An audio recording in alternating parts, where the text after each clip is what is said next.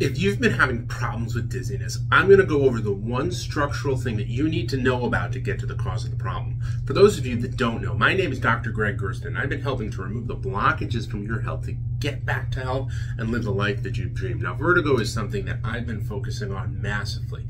And what I've run into in the last week is that I've had 4 or 5 patients coming into our office asking, why is that happening? So there's 4 real reasons, and if you want more detail on this, I want you to click the link here that goes through all the mechanics on those 4 subsets of where things happen. But for most people, they think that the only place you need to look is your ear, and that you need to do maneuvers to wind up getting rid of the spins and the dizziness.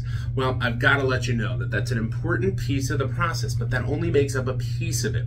And that's where so many people have challenges, because once they've gone through and tried all the maneuvers, what do they do next, or where do they go? So the next step that I always work with people on is connecting to the eyes. The eyes, the next step that feed into the brain, and that then connect to right here at the bottom of your brain, a portion that's responsible for balance in the vestibular centers. Now, that's often a common place that people go to and look for.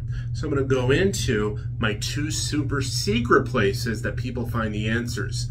The next one that people look at and that needs to be examined and looked at winds up being the jaw.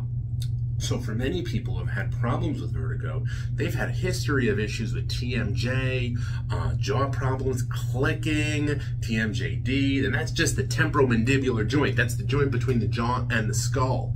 They've had pain in their jaw or pain with chewing. Having that understood is a key, because once again, a lot of information from the jaw feeds right into that area of the brain that controls balance.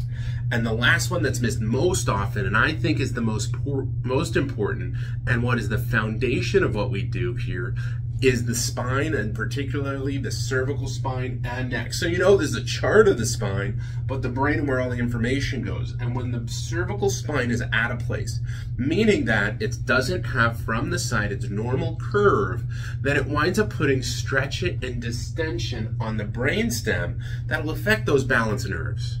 Now, if you've never had this looked at, we've got to figure this out. And the best way to figure out your next best step is for us to hop on a discovery call. So I'm going to put the link in the bio for us to do that. Now, if you have known somebody who's been suffering from vertigo and not sure what to do or where to go, pass this video on from them. If you like videos like this, where we share the latest and best information on who and what to do to help live a life of optimal health and well-being without drugs and surgery, go ahead and subscribe to our channel. Once again, my name is Dr. Gregg Gerstin, and I want to thank you for letting me be a part of your health.